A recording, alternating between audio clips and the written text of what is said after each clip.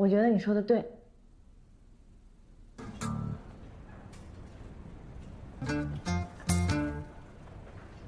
Halo teman-teman, selamat datang kembali di channelnya One Trishna Story.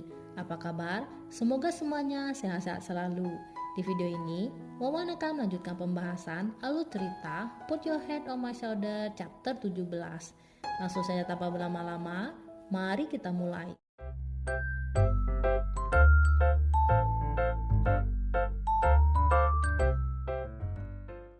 Masih dengan permasalahan Wangsan yang dicatur sebelumnya, Wangsan yang galau datang ke rumah Wei Yi berniat ingin curhat kepada Momo mengenai pertengkarannya dengan Fu Fei. Namun Momo dan Wei Yi yang masih kasmaran setelah pulang berkencan berencana ingin melanjutkan kencan di rumah. Rencana pun gagal karena kedatangan Wangsan. Sampai malam, Wangsan tidak kunjung pulang-pulang, justru menginap di rumah Wei Yi. Wei Yi yang merasa terganggu dengan kehadiran Wangsan tidak bisa tidur, begitupun juga dengan Momo. Wei yang tidak bisa tidur lalu pergi mengambil minuman. Momo yang juga tidak bisa tidur juga bangun dan melihat Wei lalu menanyakan, "Wei, apa yang Wei lakukan?" Kaget dengan suara Momo, Wei menumpahkan minuman yang Wei minum di lantai. Momo yang ingin menghampiri Wei, tiba-tiba akhirnya rencana kencan yang romantis terwujud juga.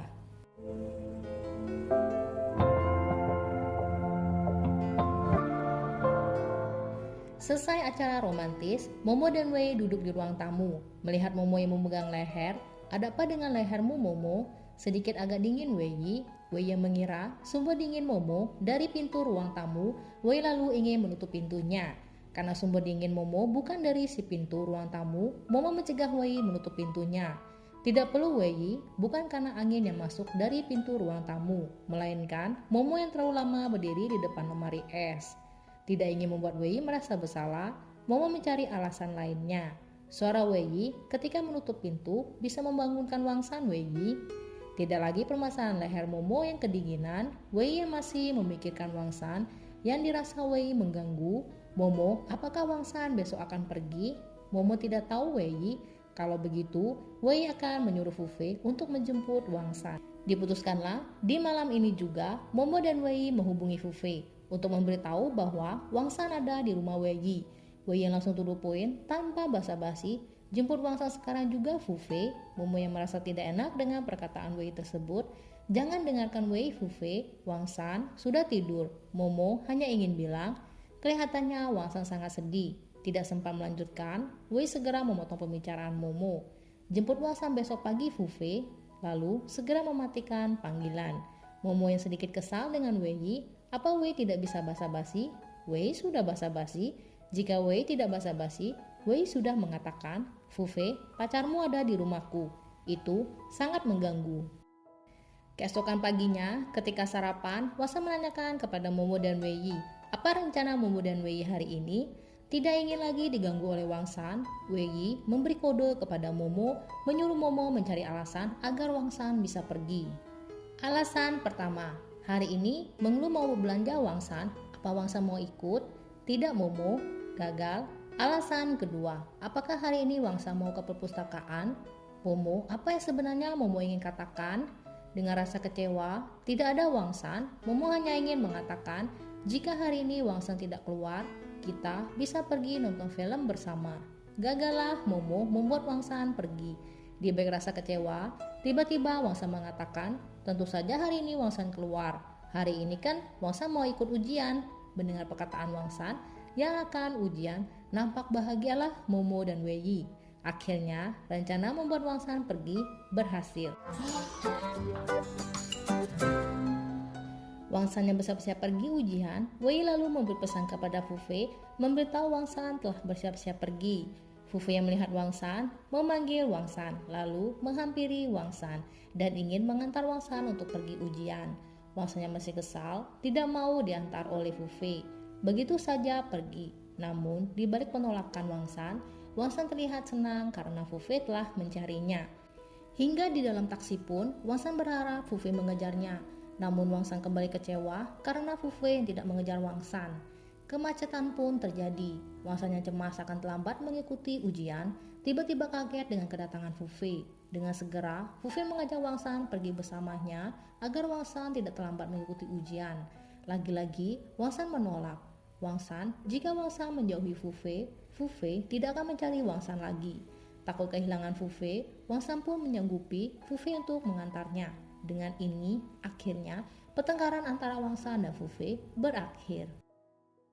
Di rumah, tentu dengan tanpa kehadiran Wang Shan, Momo dan Wei melanjutkan kencan yang tertunda dengan nonton sambil mengemil. Sudah bosan dengan kencan menonton, Momo punya ide mengajak Wei berolahraga, yaitu olahraga pingpong. Olahraga pingpong pun dimulai. Didapatilah Wei yang tidak bisa bermain pingpong, tidak bisa memukul bola. Wei beralasan Wei belum siap. Tidak bisa memukul bola lagi. Wei rasa meja ini bukan meja yang standar. Panjang meja ini bermasalah. Giliran Wei yang servis.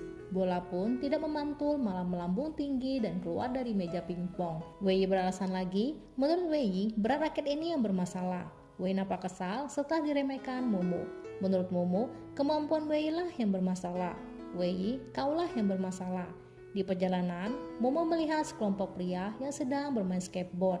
Lihat Wei, pria itu sangat tampan, dan pria itu pemain skateboard yang hebat. Melihat tatapan mata Wei yang tajam, tentu saja Wei lebih tampan. Rasa cemburu bercampur ingin juga dilihat Momo hebat. Wei menghampiri si pria yang dikatakan Momo tampan dan hebat bermain skateboard. Wei memberitahu si pria bahwa Wei ingin mencoba bermain skateboard. Si pria menyuruh Wei berhati-hati mengingat permainan skateboard sangat berbahaya. Namun Wei dengan percaya dirinya menjelaskan secara fisika bagaimana permainan skateboard bekerja. Dengan penjelasan secara fisikawannya, Wei dengan yakin dapat memainkan skateboard. Setelah dicoba, ternyata teori tidak semudah praktek. Wei yang malu tetap dengan percaya dirinya memberitahu Momo, teori dan praktek selalu mempunyai perbedaan. Sesampainya di rumah, karena sudah malam, Momo dan Wei harus berpisah dengan pergi ke kamar masing-masing. Tidak ingin berpisah, Momo dan Wei yang ingin terus bersama-sama mencari alasan. Wei rasa hari belum larut. Benar Wei? Demi ingin terus bersama, lanjut dengan menonton film. Wei yang sebenarnya sudah mengantuk mengatakan Wei belum mengantuk. Begitu juga dengan Momo yang mengatakan Momo pun belum mengantuk. Menahan untuk tidak tidur, akhirnya Momo tumbang juga. Sampai keesokan harinya, Momo dan Wei tertidur di sofa. Momo yang bangun duluan lalu berpura-pura tidur kembali setelah mendapati Wei yang juga telah bangun. Momo pura-pura tidur karena Momo merasa canggung. Momo yang pura-pura tidur akhirnya ketahuan oleh Wei Yi.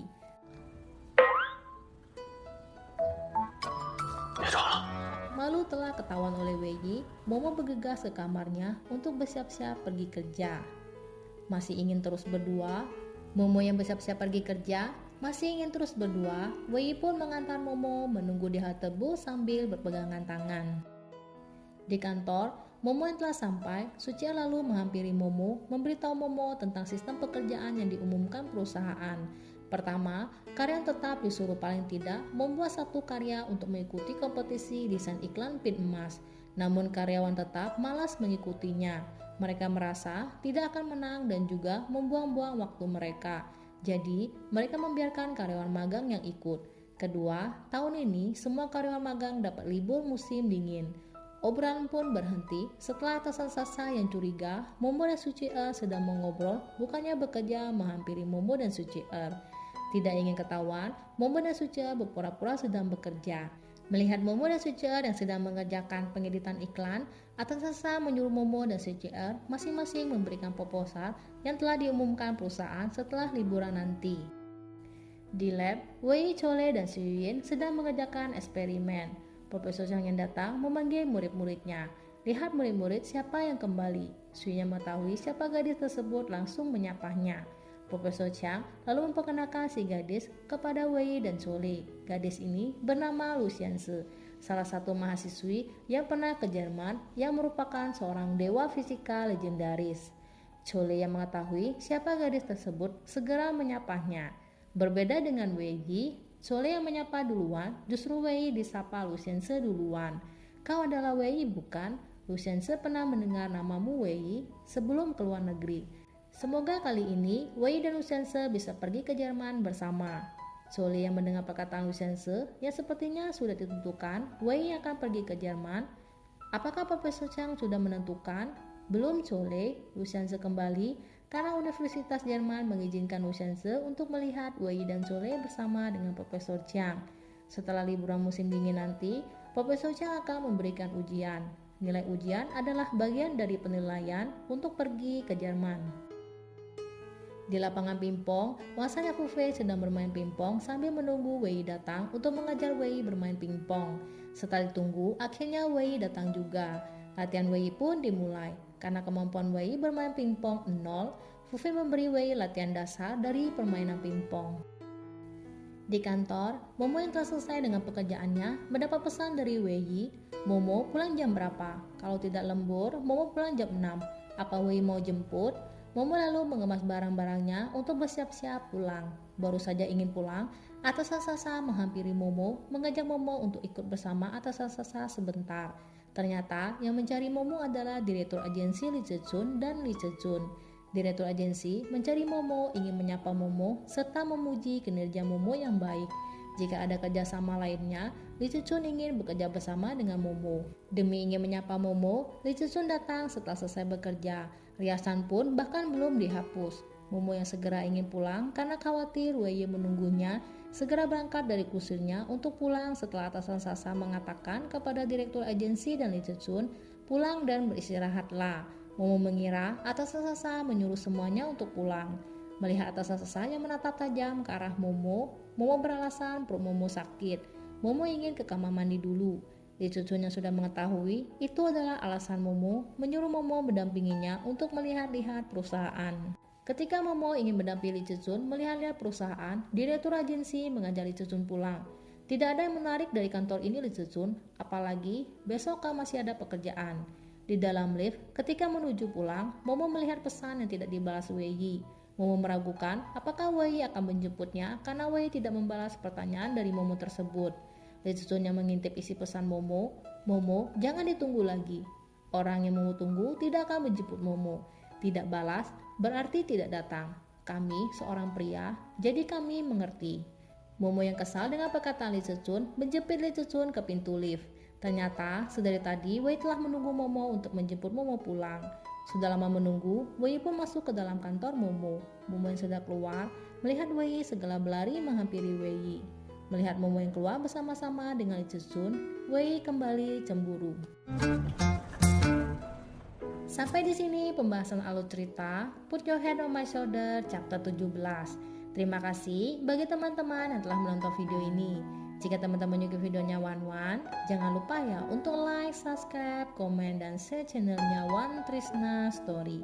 Akhir kata dari Wan, sampai jumpa di video selanjutnya. Bye-bye.